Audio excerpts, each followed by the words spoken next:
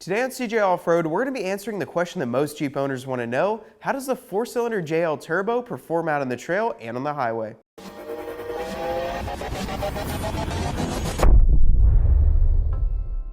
So if you're a Jeep enthusiast, you know that this is the first time Jeep has put a 4-cylinder in the Wrangler in over 12 years, which to me is pretty exciting considering this has a turbo on it. That original 4-cylinder that they used to put in the TJs, the Cherokees, you guys know was a complete dog. It probably made about 120 horsepower and got about the same mileage as that 4.0 that's extremely reliable and makes a lot more torque. With that being said, I'm excited to test out this new 4-cylinder turbo. Makes about 17 horsepower less than the 3.6 liter Pentastar, but 30 more foot-pounds of torque. So let's get this thing out on the road, see how it performs. So for me, this is a very important aspect of the Jeep, is how it performs on the highway. Gotta be honest, that new 8-speed automatic transmission, I'm a huge fan of it. We have it on our other JL. I've driven 3 or 4 of them now with the auto, and it's super simple to drive. You got a lot of power, and it shifts very smoothly. You know, you barely even feel it shift, but when you want to get on it, it drops a gear and you know, you can go. So I'm really happy with that 8-speed automatic. The 2-door, if you've owned a 2-door before, you know that because of a shorter wheelbase, you're gonna have a little bit more of a firm or a bumpy ride. This is the Sport, so it's got factory suspension, and it's got a little bit of a firmer ride, I would say. It's nothing unbelievable on the highway. It's super smooth. You know, I can put one finger on the steering wheel and just hold it and cruise. However, the 4-door is a little bit smoother out of the gate, I would say. A little bit more of it here. We're actually getting on to an interstate, so this is gonna be, you know, your higher speed limits. So I'm gonna see how this thing performs. It's really good on these merge ramps. I mean, it's got a ton of power. So as you can kind of hear, I'm getting on it pretty good. I'm up to 70, 75, no problem. Easily merge on the highway. It's still stock, so I'll give you guys a better kind of feel for it once we get the 35s on it, get it lifted, because that's how a lot of you guys are gonna be running your Jeep, even bigger tires, which I got 37, so. I'll tell you this, I pulled off the muffler, that axle back, because it's pretty restrictive. We're gonna do an aftermarket on it, but I pulled it off already. So it's just a resonator back, and that's about it. So that's why it's a little bit louder, but I'm really happy on the highway. It's super smooth.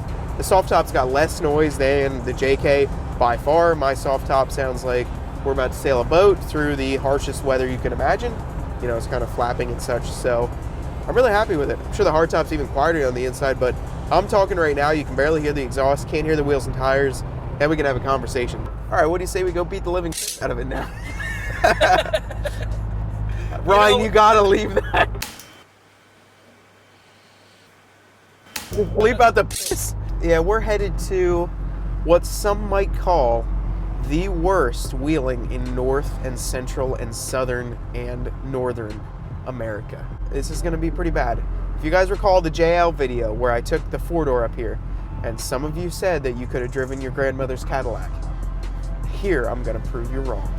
So we're on a mild off-road trail. We've been here before, and I just want to see how the JL does stock. You know, it's a 4-cylinder turbo. I want to see how it is going up through here. Just give you guys kind of the lay of the land a little bit. Turn the traction control off too. So I'm going to see how much power we can rip out of these 2 wheels in the back. Into the fog. Look at this. Into the fog.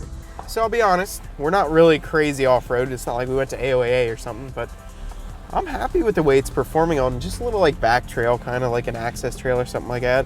The suspension's very well. You can tell that it's definitely tuned for, you know, the off-roader in mind. It's a little bit more stiff on the highway. However, that's a trade-off that you have to, you know, you take it or you can get it. So you're gonna get more of a firm ride on the highway, but off-road it's gonna be a little bit better. You know, you feel like you're in more control. And you guys know the JL suspension, I mean, it is beefy. Yeah, I mean, you're comparing tie rods and track bars to the JK, and they're twice as thick, easily twice as thick on these things. So it's set up, it's ready to go. I love the 4-cylinder. 4-cylinder is great, it's peppy. It's a small little firecracker engine, I would call it. They used to call them the Hurricane engines, and I think that's what they're calling this one. I don't know if that's patented yet or not, but you used to put the Hurricanes in the Willys, and they were little 4-cylinders that would push them around, so. Well guys, that was a short driving review of the new 4-cylinder turbo engine in the JL Wrangler. Overall, I'm super excited about this engine. I think it has a ton of potential, and honestly, it's really great right out of the gate. You know, it's a great little engine, it's super peppy off-road, and I'm excited to see what it does with some 35-inch tires and a small lift kit on it. Now, as far as this goes compared to the V6, I think they're very comparable. This actually makes 30 more foot-pounds of torque, like I mentioned before, and you can feel that off-road, especially with these stock tires, which we're going to be yanking off soon. Now, if you want to follow along with this JL project, as well as hear more about the 4-cylinder turbo, make sure to subscribe to our CJ Off-Road YouTube channel. Until next time, I'll see you out on the trail.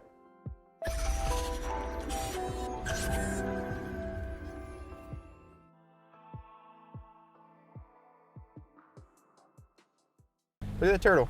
I think we should name this thing Donatello, like from the Teenage Mutant Ninja Turtles. This is our maiden voyage, and what's the first aminal we saw? Human? A turtle. Well, humans aren't. Okay, make sure I don't hit it.